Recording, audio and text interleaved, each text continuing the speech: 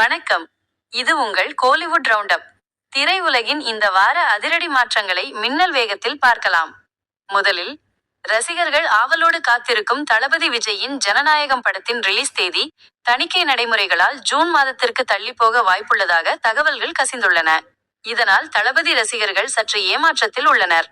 அடுத்ததாக, சமூக வலைதளங்களை ஆக்கிரமித்திருக்கும் ஹாட் நியூஸ். அஜித்குமாரின் AK-64.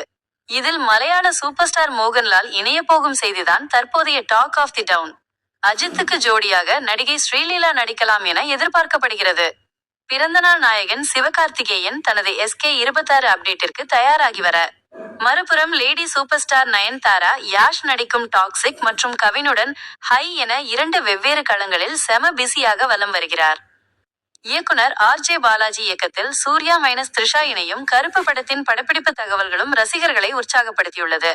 தியேட்டர்களை பொறுத்தவரை இந்த வாரம் ராதிகாவின் தாய் கிழவி மற்றும் பிரதீப் ரங்கநாதனின் லவ் இன்சூரன்ஸ் கம்பெனி படங்கள் திரையை அலங்கரிக்க காத்திருக்கின்றன. மீண்டும் ஒரு சினிமா அப்டேட்டில் சந்திப்போம். இது உங்கள் சினிமா செய்திகள்.